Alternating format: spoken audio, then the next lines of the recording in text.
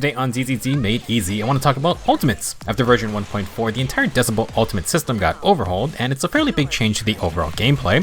I was worried how this would affect ZZZ's combat, but after a couple weeks of playtime, I honestly do feel it's a positive change. I want to talk about what got affected by these changes, and then I want to bring up which agents' ultimates may be a lot more useful now. If making more ultimates actually useful was the main goal of the update, I think the devs succeeded. First off, besides general adjustments to decibel build-up values behind the scenes, the major rework is that agents no longer share one decibel pool. Previously, everyone contributed to building up 3,000 decibels, and then you could use one ultimate before starting over. That is no longer the case. After version 1.4, everyone has their own separate decibel points. Agents will still contribute decibels to their teammates, but it will be at a reduced rate. From what I could find and test, the rate is essentially 50% decibels gained are now shared to an agent's two allies. Certain agents receive slightly more.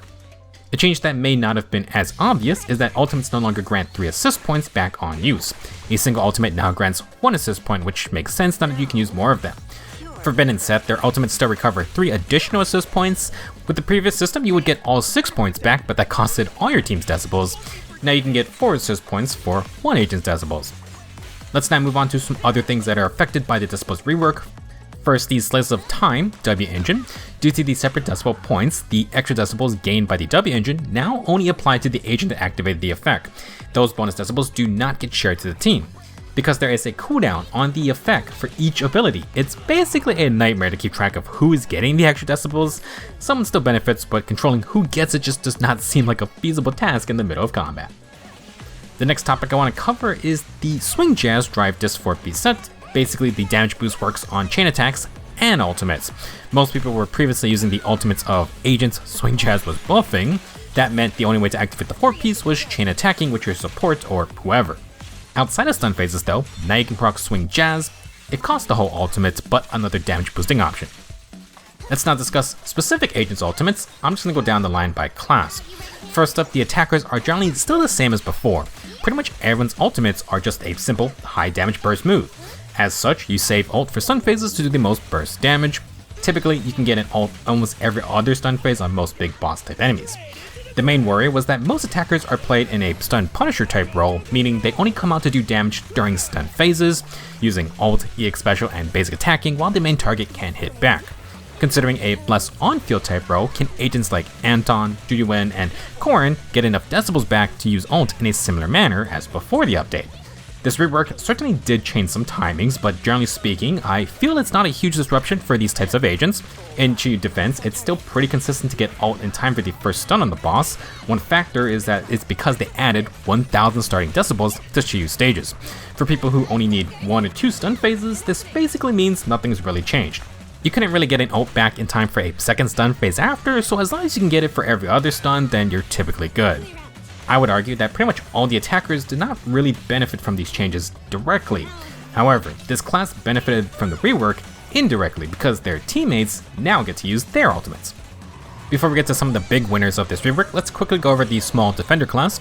Unfortunately, the ult rework did not change any agent's kits, and that means some ultimates feel very out of place or awkward to use besides just being another damage option.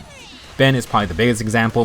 While he recovers 4 assist points with ult usage, I don't think running out of assist points was the biggest issue for most players. Besides damage, Ben's ult has terribly low daze value, which is odd because a lot of the other parts of his kit try to make him a pseudo stunner. The ult does not have great anomaly buildup. It also doesn't apply his shield or anything.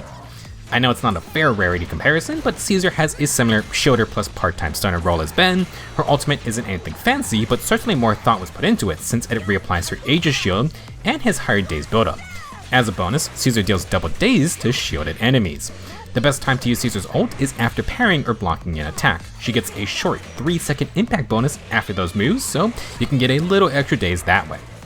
When it comes to Seth, he has the same 4 assist points recovery as Ben. It is a longer animation, but Seth's ult does way more daze, it has more anomaly buildup to fit his anomaly niche, and it gives him 75% resolve, which lets Seth do his enhanced basic attack.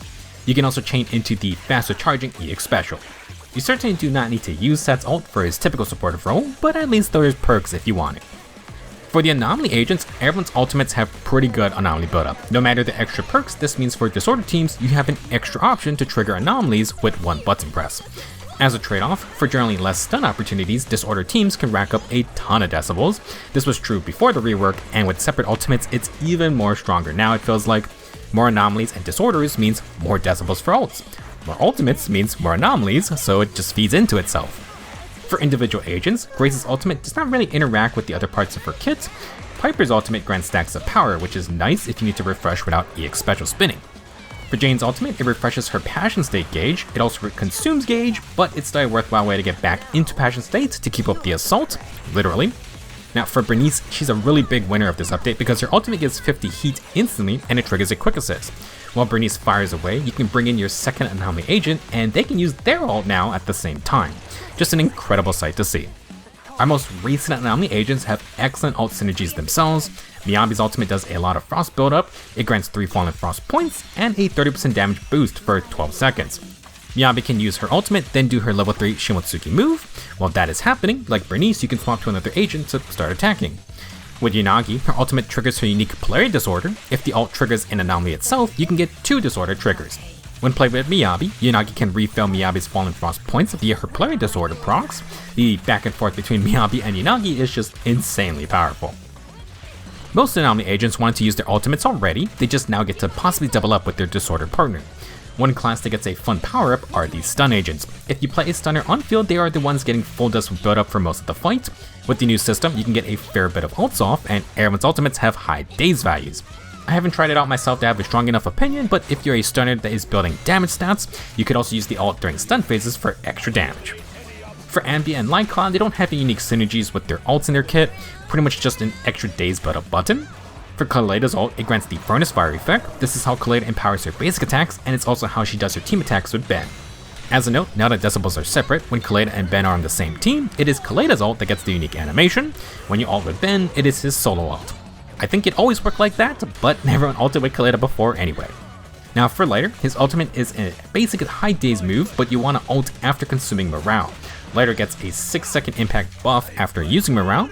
You should have enough time to do the rush finisher, ultimate, and then EX specials if you want. Our last stunner is Qingyi, who is rerunning soon. He's a really big winner of the rework because Qingyi's ultimate builds up flash connect voltage. From my experience, the ultimate always gives at least 75% voltage, which is the amount Qingyi needs to start her enhanced basic attack.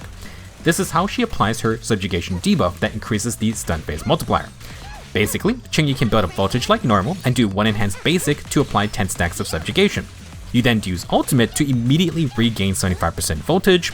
She then does a second enhanced basic and gain 20 stacks, which is her cap. This combo is amazing to get a second stun phase faster, and it's nice to not worry about needing to build up stacks. One issue you may run into is that your attacker may not have enough juice to start another round of attacking. Maybe they ended the previous stun phase with 0 energy. Well, our last class of ultimates can help refuel for round 2. The biggest gameplay adjustment from this Decibel rework is for the 4 starting supports. Their ultimates all share 2 traits. Each ultimate triggers a quick assist just like their EX specials. However, the starting support ultimates also grant teammates energy on cast. For the agent swapping in next, they get 30 energy. For the other teammate, they will get 10. This rework essentially increased energy regen for the team via the support ults. It also acts as another way to reapply their buffs or debuffs, but the extra energy can also change playstyle decisions. Taking Jiyuan, for example, an extra 30 energy can get her an EX special, which means 3 more ether shells to fire. She could fire 2 or 3 EX specials per stun with greater consistency. Considering support ults act like EX specials, this also lets these supports use EX specials more often if you want. With our new Qingyi Enhanced Basic, Ultimate Enhanced Basic combo, if this re-stuns a boss too quickly, having your support's ult can let them buff up even if you lack the energy. Now this video is being made before Astra has been released. I don't know if her ultimate will have these same features here. For individual quirks, Lucy is the odd woman out. Unfortunately, her ultimate does not reapply her attack buff unless you have Mindscape 2. Without it, it's pretty much just a nice burst of damage and anomaly buildup.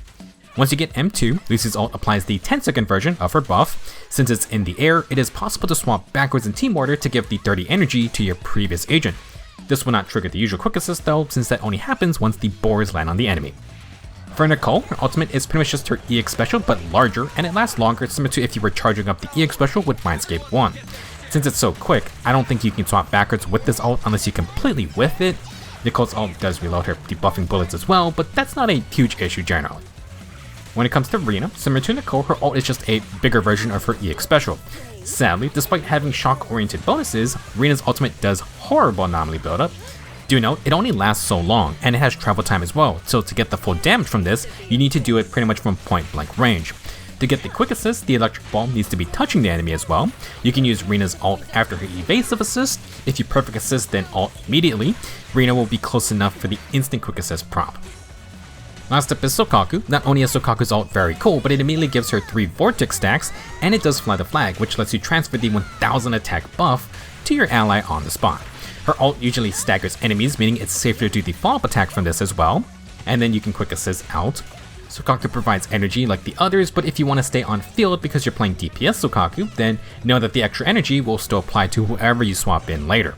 Now on the topic of damage, Sokaku's ultimate gives her a 15% crit rate buff for 15 seconds. Despite being a support agent, DPS Sokaku honestly ain't a meme.